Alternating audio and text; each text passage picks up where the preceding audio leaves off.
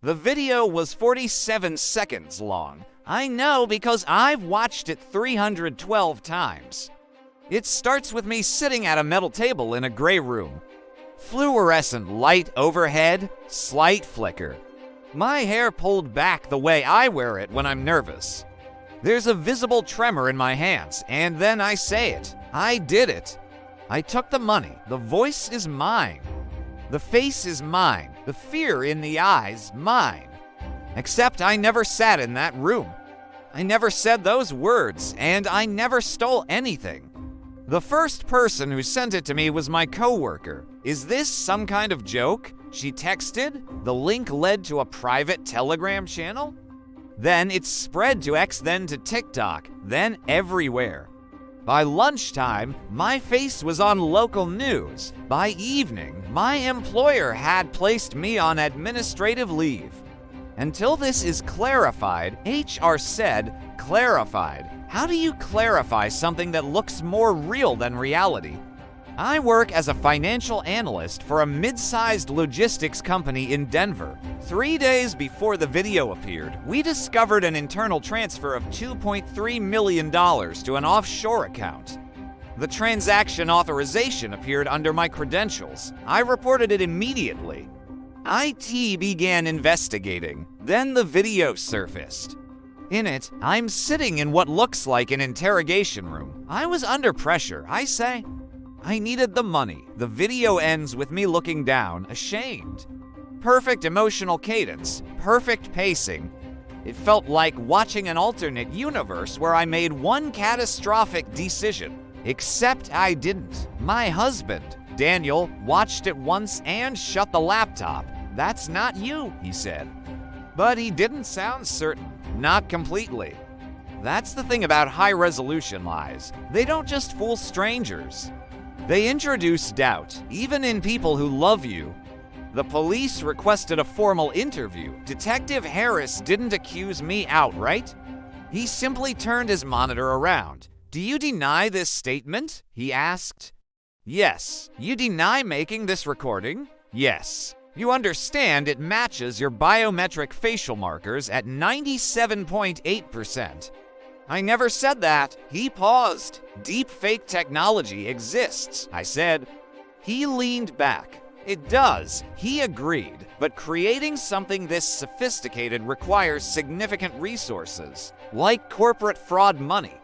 That implication hung heavy in the room. The forensic team analyzed the video. They found no obvious compression artifacts, no irregular blinking, no distorted shadows. The audio waveform aligned with my previous voice samples from recorded corporate meetings. Perfect match, because it was trained on them. Hundreds of hours of Zoom recordings stored in company archives, public interviews I gave at conferences, my LinkedIn profile videos. My face was data. And someone had weaponized it. The tech press quickly picked up the story. One article cited research from MIT Media Lab, noting that deep fake detection tools were already lagging behind generation models. Another referenced findings from Stanford Internet Observatory, warning that financial fraud using synthetic media was becoming indistinguishable from authentic footage. Indistinguishable, that word again. Not fake, not flawed, indistinguishable. Friends stopped calling. Neighbors avoided eye contact. My parents asked careful questions. Are you sure you didn't? Forget something, my mother asked gently. Forget stealing millions. Forget confessing on camera. Reality began feeling unstable. If enough people believe something happened, does it start shaping truth? Then came the second video, this one longer, 2 minutes. I'm seen entering the office server room late at night. Badge swipe confirmed. Camera angle slightly grainy. I plug in a flash drive. Cut. Overlay of transaction logs. Cut. Close-up of my face. Tense. Determined. It was a masterpiece of narrative editing. The badge swipe was real. I had entered the server room that night because IT asked me to verify a corrupted data report. The footage was genuine. The flash drive wasn't, the close-up wasn't. It was stitched together from different days, different expressions, emotionally coherent, factually false. Daniel began sleeping on the couch, not because he believed I did it, but because stress had turned our bedroom into a courtroom. Every silence felt like suspicion. "I need you to believe me," I said one night. "I'm trying," he replied. Trying, the most painful word in a marriage. My lawyer hired a private digital forensics firm. They discovered something subtle. A microlag in subdermal facial blood flow simulation. Something most people wouldn't see. But under frame-by-frame analysis, certain capillary flush patterns were to uniform. Human faces aren't symmetrical in stress. The model had averaged them. That was the crack. Small, technical, but real. We presented it to the district attorney. He listened, then said something that still chills me. "Even if this video is synthetic, the transaction happened. The money was gone. And my credentials were used. Somewhere in the system, I was both victim and suspect. Online harassment intensified. Strangers dissected my facial expressions. She looks guilty. That's real fear. Micro-expressions don't lie, except now they can. People trust faces more than words. Faces are evolutionary proof. We survived by reading them. Now that instinct is being hacked, the breakthrough came unexpectedly.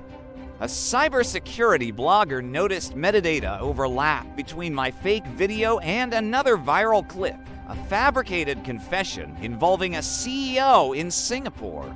The rendering style was similar, lighting algorithms identical. Both videos traced back to a private AI studio operating out of Eastern Europe.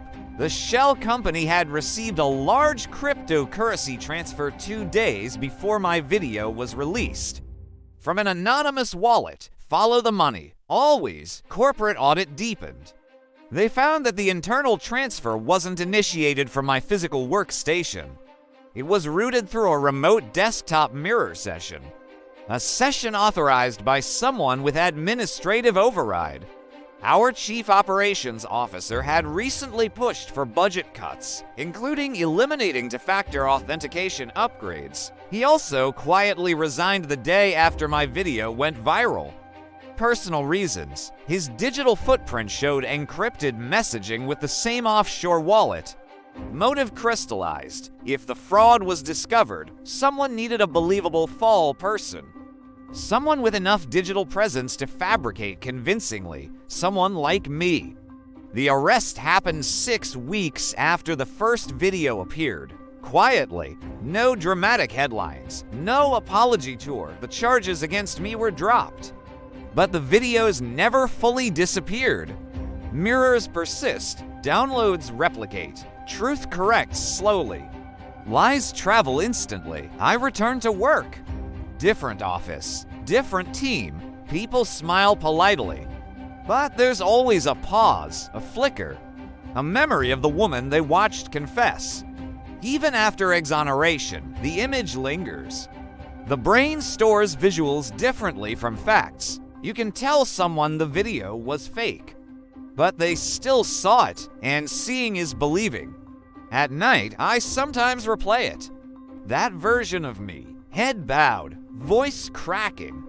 I needed the money. She looks so real, so human, so guilty. And sometimes, in the quiet, I feel something dangerous, a sense of dislocation. If an AI can recreate my face, my voice, my emotional patterns, what else can it recreate? What separates lived experience from rendered memory? Daniel asked me recently if I ever think about leaving social media, deleting everything, reducing my digital surface. I do, but it's too late. My face has already been scraped, archived, modeled. Somewhere, on some server, a dataset labeled with my name still exists, ready to generate new versions of me, on demand. The scariest part isn't that someone stole $2.3 million. It's that for 6 weeks, the world believed a 47-second video more than a lifetime of reality, and I watched myself confess. In high definition, in perfect emotional detail, to something I never did.